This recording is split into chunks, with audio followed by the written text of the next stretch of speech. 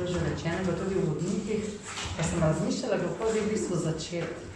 Veljavna Lipica obstala 1580. leta.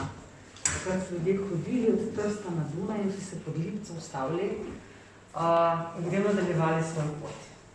Od takrat je preteklo dobrih 440 let in mi smo še vedno tam. V letošnjem letu začenjamo to našo turistično sezono z enim velikim optimizmom po tej pandemiji, ki nas je zadela. In sicer s tem optimizmom nas navdaja dan odprtih vrat 8. februarja, ko so obiskovalci Lipico napolnili praktično do zadnjega kotička. Več kot 3000 obiskovalcev nas je obiskalo na ta dan. To je bil hkrati tudi dokaz, da si, in to so bili večinoma slovenski gostje, dokaz, da si v bistvu želimo v naravi na lep dan, da se želimo družiti in da je to ena lepa, krasna, zelena oaza sredi krasa, ki je vredno pogledati. Vsi vemo, kaj se je zgodilo s pandemijo.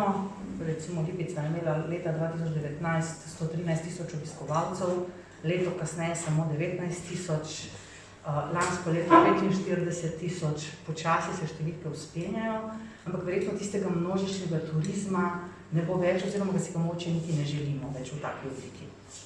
Zakaj? Kot je že direktorica prej omenila, seveda tudi mi sodimo v zeleno, butično destinacijo, kjer v bistvu na 300 hektarjih imate veliko priložnosti za neka individualna doživetja. V teh časih pandemije smo seveda poskušali narediti vse, da bi približali v bistvu Lipico gostom oziroma zadostili vsem ukrepom NIJZ in smo razvili v bistvu tudi aplikacijo Journey to Lipica oziroma potovanje po Lipici, spletno aplikacijo, mobilno aplikacijo. Ampak kaj smo ugotovili? To, ja, ljudje so uporabljali, ampak želijo si vodnika, želijo si človeški stik, želijo si nekoga, ki jim bo povedal več, ki jih bo čutil.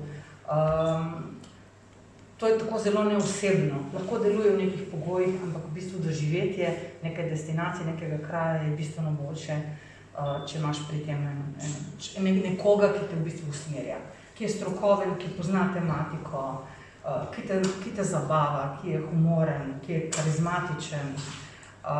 No, in tudi v sami Lipici imamo svojo vodniško službo, redno zaposleno. Odvedno imamo precej, že skoraj 40-letno delovno dobo, kar nekaj vodnikov. Redno zaposlene imamo 4 vodnike, ki so v bistvu prvi in zadnji stik z Lipico za vsakega obiskovalca.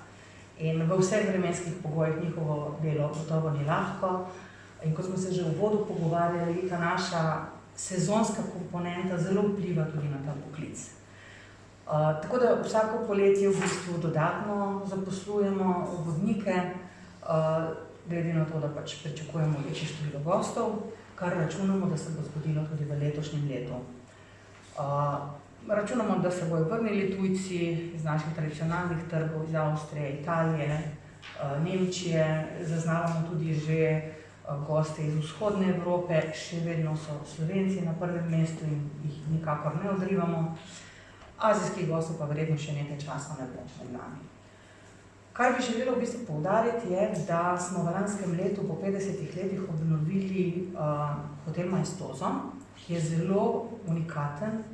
Drznila bi se reči, da je v bistvu edini take vrste v Sloveniji, namreč lipški hlev je prenesen v hotelsko atmosfero in ponuja neko edinstveno doživetje. Tako da je to neka dodatna ponudba, priložnost za gosta, ki bi ga pa želeli držati dlje dni, da bi v bistvu ostal 2, 3, 4 dni na naši destinaciji. Ampak čeprav Lipica ponuja veliko doživeti, si ne predstavljamo tega bivanja oziroma tega doživljenja turista brez lokalne ponudbe. Se pravi, za nas je zelo pomembna destinacija Krasa Brkino, kot najožja destinacija z vsemi ponudniki večjimi, kot je v bistvu park Škocjanske jame oziroma vojaške zgodovine v Pivki, ki sega malo izven destinacije, pa vsa manjša ponudba v okolici, ker je pa prav vloga lokalnih vodnikov tista, ki lahko nam obogati. Naši vodniki namreč delujejo znotraj 300 hektarskega posestva, ampak potem, ko si gost želi več, seveda lahko ponudimo lokalne voznike, ki jih popeljejo po destinaciji. Da ne pozabim, da se v bistvu Lipica vrača tudi na gastronomski zemljevid.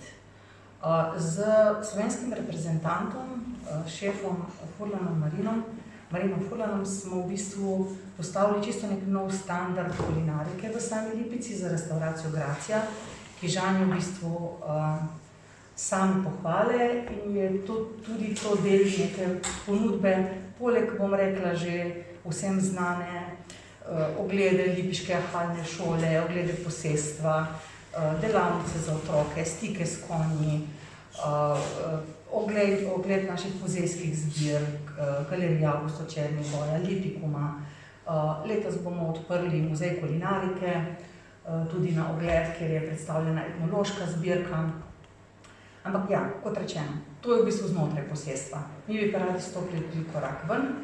Želeli bi, da se gostje počutijo, da ne grejo samo pol ure na poti iz morja, ampak da se zadržijo tudi kakšen dan, ker smo lahko tudi kolesarska destinacija. Priložnosti je zelo veliko za v bistvu doživljanje same destinacije in povezovanje v bistvu z okoliškimi ponudbami.